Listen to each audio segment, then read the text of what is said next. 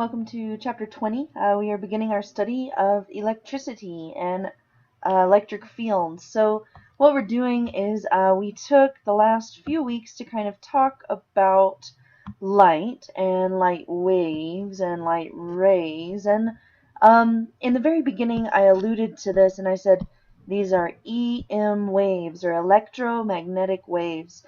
And so conceptually what we're going to be doing for the next few weeks is we'll take a little detour into both electricity and magnetism. And we'll come back full circle. Magnetism.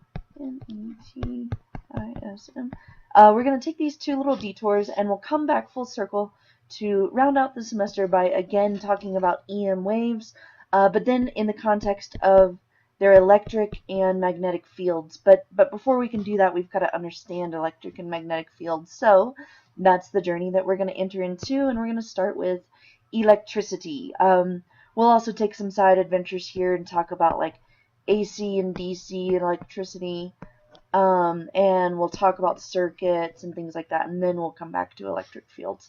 So for today, what I want you to do is pause the video here and take 2 minutes and tell me everything that you know about electricity, and then take 1 minute and write any questions that you might have about electricity. And so just a stream of consciousness list of words or phrases or even complete sentences if you want, and then some questions that you have about electricity.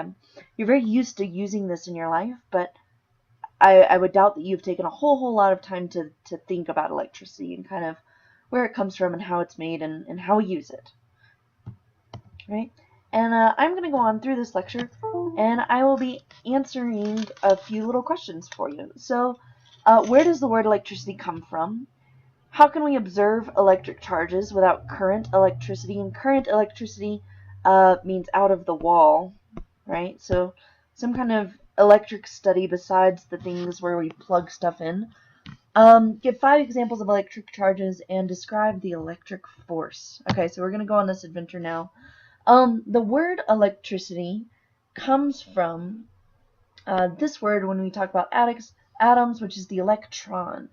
Atoms have 3 different kinds of particles. They have electrons, neutrons, and protons, each carrying a charge. Protons and neutrons live in the nucleus of an atom. Protons are positive, neutrons have a neutral charge, and then electrons are these very, very active particles that kind of swirl about in this unknown cloud outside of the nucleus, and they carry a negative charge. And so electrons are kind of subject to be bumped from one atom to another when they run into things. And so this flow of charges leads us to electricity, either static or current. All right, we can see electricity in the form of maybe like static. Let's see, we see electricity in lightning. We see electricity in wires. Right, we see these kinds of charges. If you've ever had a balloon rubbed on your head, right, we can see it there. Socks in a dryer. We can see charges a lot of places. Now, can I see individual electrons? No, I can't. But I can see the result of those electron interactions. What are some natural sources of electric charges? What are some man-made sources? Where do all electric charges come from? What are the 2 types of electrical charges and how they act? And how can we charge a neutral object? So we're going to talk about all these questions next. Right, so on here I have a few natural and man-made sources of electricity, right? All matter is made of these atoms, and all atoms have these protons, neutrons, and electrons.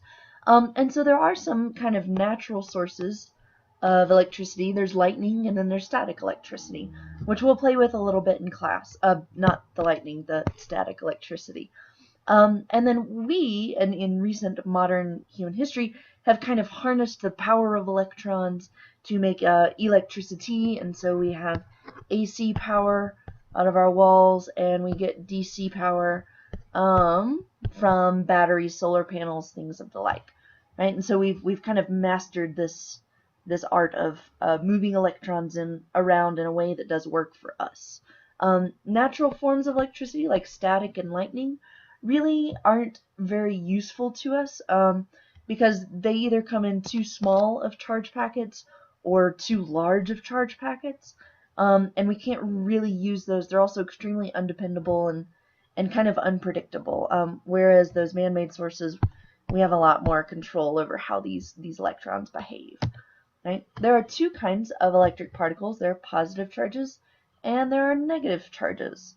Um, I want you to kind of think about these in terms of what you know about magnets, and we're gonna get there, right? But it's kind of like magnets in that the opposite charges attract. So a positive charge, like a proton, is attracted to a negative charge, like an electron. Just like the north pole of a magnet is attracted to the south pole. But the second that I put two like charges together, whether they're two protons or two electrons, these actually repel. They don't like being next to one another. And so like protons in a nucleus kind of have this repelling force with one another, and electrons in the electron cloud have this kind of repelling force with one another, but the opposite versions are attracted to one another. And so this is going to be a guiding principle in electricity that we'll talk about, and it's very, very important in terms of humans being able to harness that electricity. Most objects are what we call neutral objects, meaning that they have the same number of protons and electrons, or kind of a balance of positive and negative charges in them. They're always equal, right? And though, we can kind of disturb this balance of positive and negative charges if we have two substances that readily exchange those charges, like wool and hair, or rubber and plastic, or things like that, where if we rub these things together, if we create this physical kind of back and forth contact between those atoms, one side will actually tend to lose those electrons. And so in this case, somebody rubbed their hand on this balloon, and their hand actually gave up some electrons to this balloon. And so where both of these were neutrally charged in the beginning, after this kind of frictional contact, the balloon now has a net negative charge, and the hand has a net positive charge because this one has gained more electrons than it had to begin with. And then this one actually lost electrons and now has more protons than it does electrons. And so we can charge neutral objects by frictional forces, by this rubbing back and forth and actually physically kind of dislodging some of those electrons. All right, how do we measure charge? We're going to talk about the law of conservation of charge and something that it's like that we already know from first semester. Just like we talked about velocity and accelerations having an SI unit, charge also has an SI unit that we'll get to. We want to know how the charge of an electron compares to that of a proton, but then also, as just kind of a side note, how the masses of these two particles that we'll be talking about compare as well. Okay. And so I'm actually going to start off with that. Here I've got a table for you about protons, neutrons, and electrons. We say that protons and neutrons have pretty much the same mass, and this is relative to one another. I'm not particularly interested in these, but it's worth noting conceptually. So protons have about a mass of 1, and neutrons have about the same mass. Protons have a positive charge, neutrons have no charge, and then electrons are 5/10,000ths of the mass of a proton. And so the end game of this is that electrons are much, much smaller than protons or neutrons, way, way smaller than protons or neutrons. But they actually carry the inverse charge of a proton, and so their mass isn't a factor in the ability to carry a charge. What I am interested in are these SI units, and so the mass of a proton, neutron, and electron, as well as the charge in coulumbs. And so the SI unit for charge is in coulumbs, COLUMBS. And this is abbreviated with a capital C, and you're going to begin to see this a lot. The law of conservation of charge is a lot like the law of conservation of mass or the law of conservation of energy. And basically all this law of conservation says, like any other conservation laws, that charge can never be created or destroyed, it can only be transformed. And so if I consider like my hand balloon a system, and I count up all the positives and all the negatives, they're never going to disappear. They just might change spots or change places. And so, like in my example, some of the negatives from this hand and all of the ones that were in contact with the balloon actually went over to the balloon. But the net charge of the entire system has remained neutral, Now the individual objects are different. This has a net negative charge and this has a net positive charge. But again, the whole system of what I'm considering still has a neutral charge. I can't just go around destroying protons and electrons. Alright. So what does all of this have to do with us? And we're going to be getting there very, very soon. We're going to talk about how atoms can be charged and how to read a periodic table. So how atoms can be charged. We already know atoms can be charged by friction. Either macroscopic friction, like rubbing something against your wool sweater, or this kind of microscopic friction of chemical reactions of all these different compounds bumping into one another. So I've got a little challenge for you. Just kind of stop and digest this all a little bit. If an atom has 9 protons and 7 electrons, what is the overall charge of that atom? And so we're going to talk about this as a relative charge. So I've got 9 protons, which have a positive charge, and 7 electrons, which have a negative charge. And what's the overall charge of this atom? Well, I've got 3 more protons. Nope, just kidding. I've got 2 more protons than I do electrons. So I'm going to have a 2 plus charge. But let's say I want that in the SI unit of coulombs. Well, I've got 2 extra protons.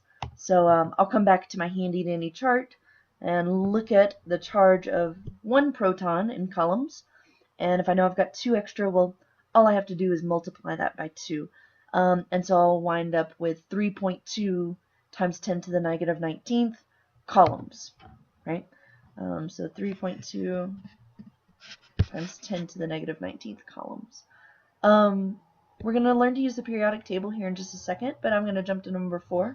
An overall positive atom will be attracted to either an overall negative atom or a neutral atom because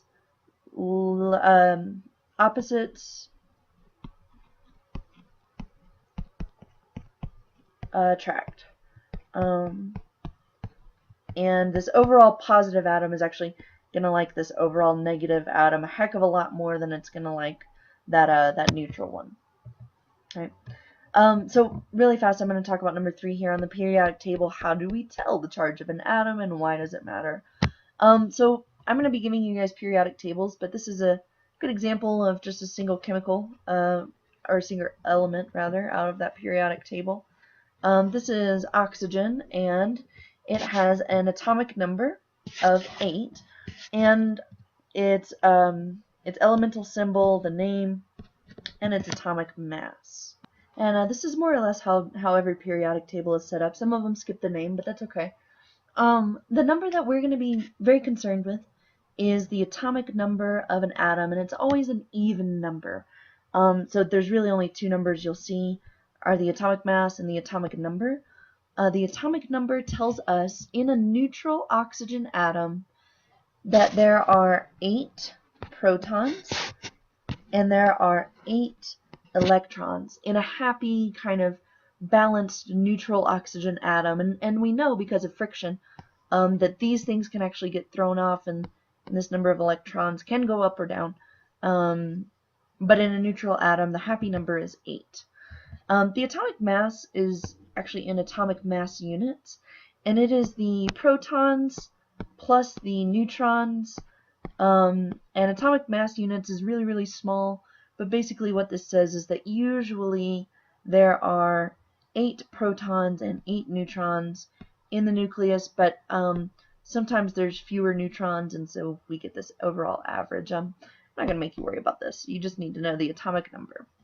Right? And this atomic number is actually really important because then we know that in chemical reactions, atoms tend to lose electrons or gain electrons, and when we talk about their overall charge, we need to know what they're starting with, right? And so sodium chloride is an excellent example.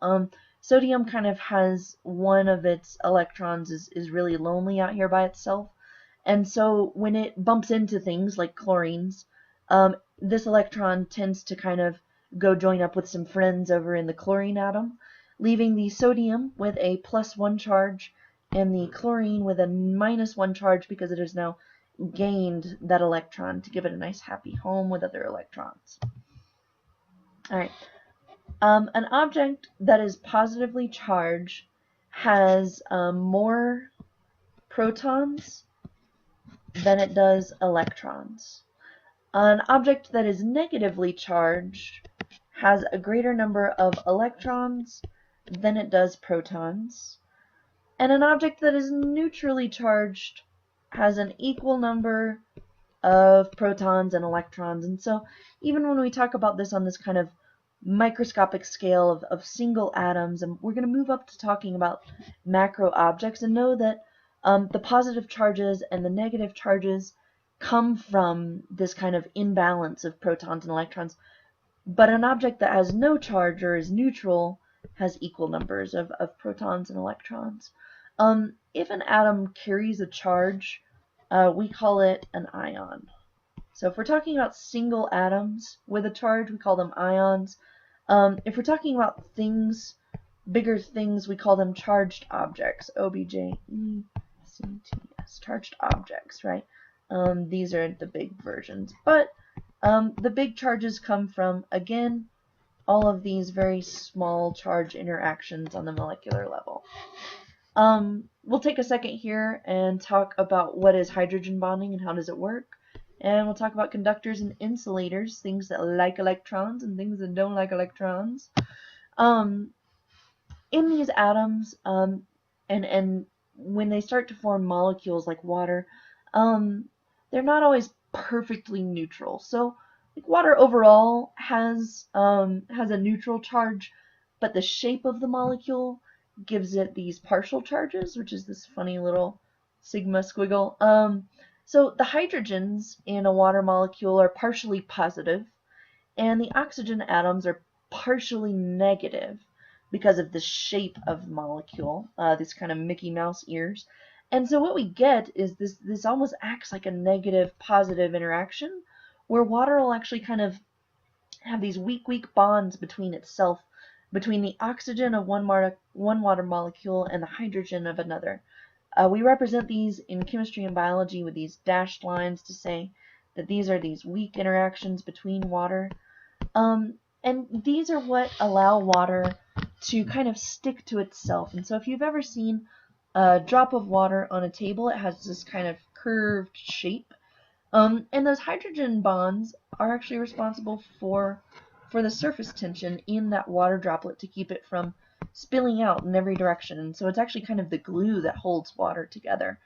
If you've ever seen an insect kind of skating on top of water, let's see, there's my little bug. That water actually has a little surface tension that something as small as an insect can come down, and an insect like can put pressure on the water without it breaking, because these forces are stronger than that force overall. Hydrogen bonding in these kind of partial dipoles are really cool because this is actually what holds your DNA together.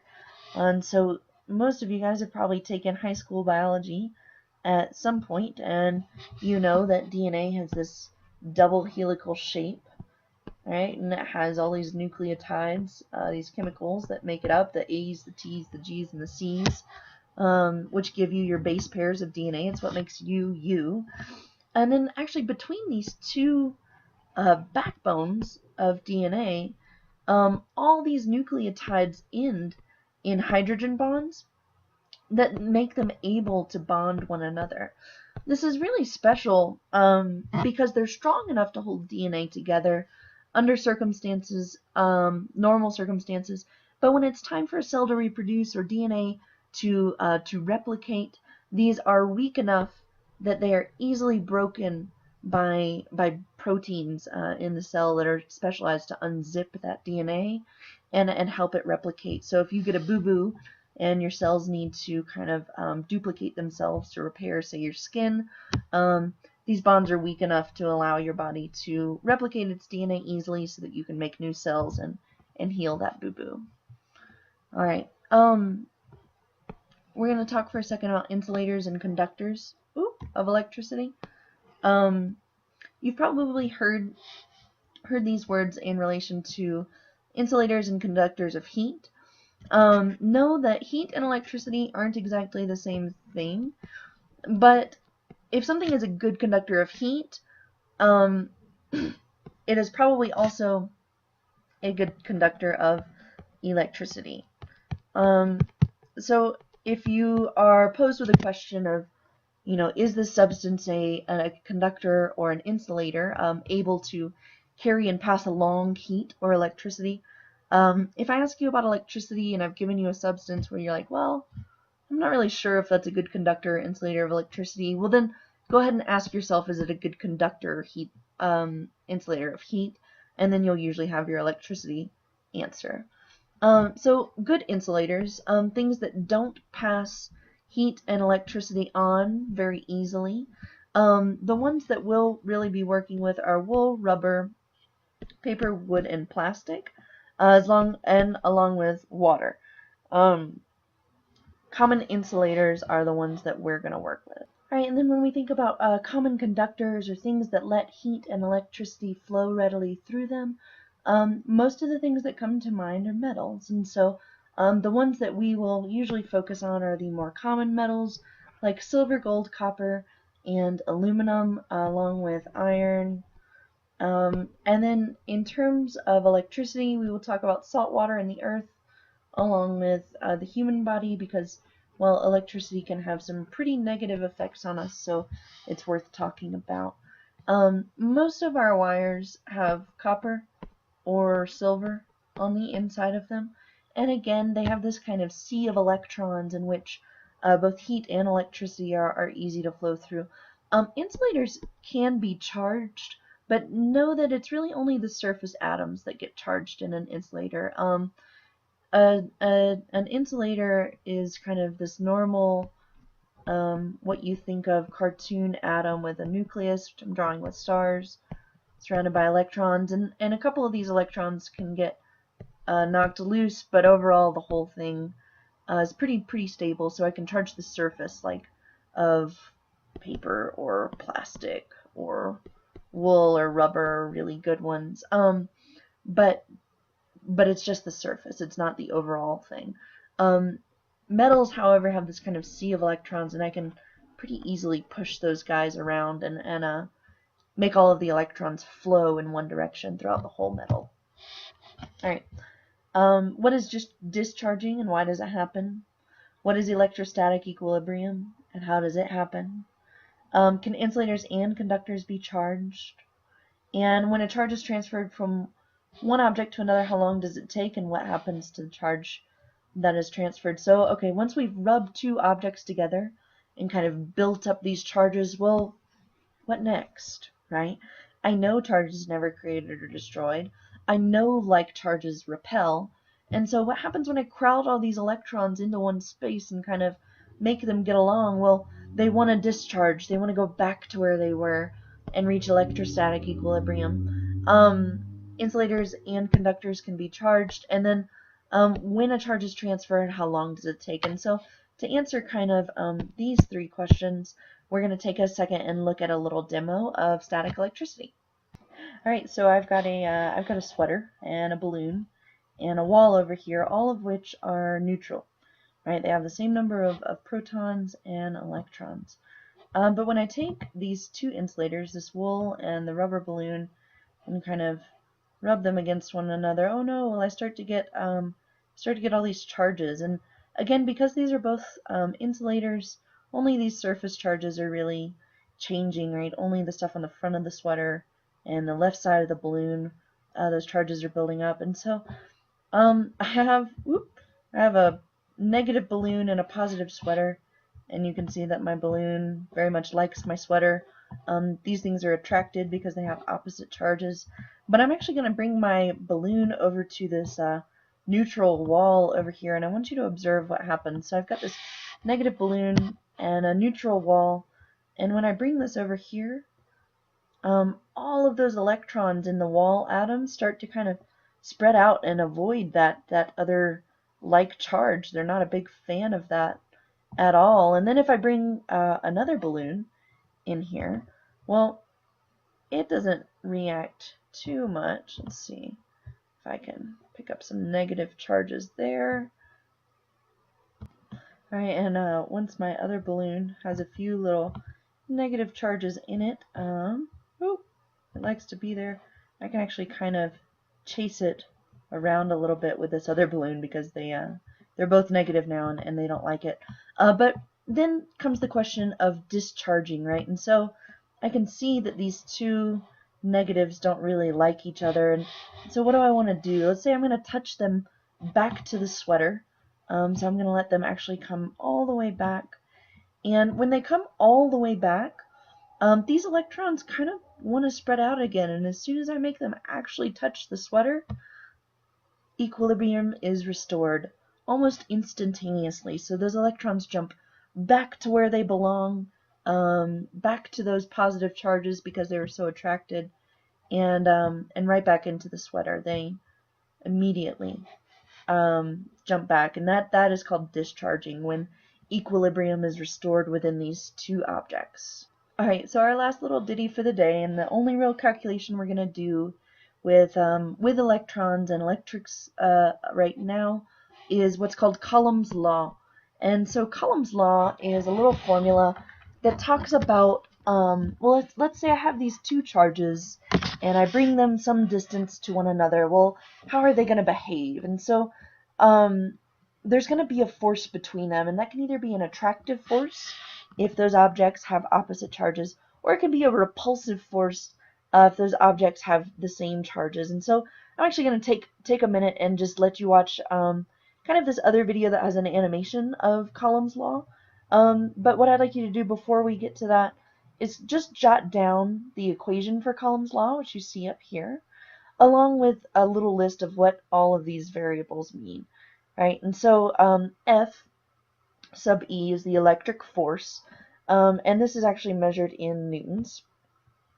Let's see. So electric force in newtons. K sub E is a constant, and it's called the Coulombs constant or the electrics constant. Q is now the variable that we use to represent charges, and so we have a Q1 and Q2, so the charge of object 1 and the charge of object 2, and these are absolute value bars on either side of that to negate the positive or negativeness between them. And then R is the distance between these two objects. Two objects have electrical charges Q1 and Q2, and if they're separated by a distance r, then Coulomb's law says that the electrical or coulombic force between these objects is kQ1 Q2 over r squared. K, which we write here as K sub E, E for electrical, is a constant, approximately equal to 9 times 10 to the 9 Newton meter squared per Coulomb squared. Now, matter can be electrically charged. Charges can be positive, negative, or neutral. If an object is neutral, it has zero electrical charge. Here's the representation we'll use for a positive charge, a negative charge, and a neutral charge. Coulomb's law says that like charges, that is, charges with the same sign, repel each other, while opposite charges attract. If we put two positive charges close together, they'll repel each other, since they have the same sign. The same goes for two negative charges. If a positive and a negative charge are near each other, they'll attract. And neutral charges won't interact with electrically charged objects. Now, the closer two charges are, the stronger the force between them will be. So let's return to our positive and negative charges. When they're far apart, like we show them here, the force between them is relatively weak, as indicated by the short arrows. As we move the charges closer together, the forces get stronger, which we show by the arrows getting longer. Coulomb's law is also quantitative. It relates the force between two objects to their electrical charges. Here's Coulomb's law again. The force is equal to K times Q1 times Q2 over R squared, where Q1 and Q2 are the charges and R is the distance between them. One of the keys to Coulomb's law is that the charges are multiplied together, which means their signs, whether positive, negative, or neutral, also get multiplied. Let's say Q1 is positive, and let's say Q2 is positive as well. Multiplying two positive charges results in a positive force. And when a force is positive, here it means repulsive, pushing the charges away from each other. Now let's suppose Q1 is negative, and that Q2 is also negative. Multiplying two negatives again results in a positive force. So again, Q1 and Q2 will repel. If one of the charges is positive while the other is negative, then their product will also be negative, which means the force is attractive. And finally, if at least one of the charges is neutral, meaning it has zero electrical charge, this zero carries through in the multiplication, and the force between them is zero. So multiplying the charges is one key to Coulomb's law. The other key is the R squared in the denominator. Suppose we doubled the distance between two charges. How would the force change?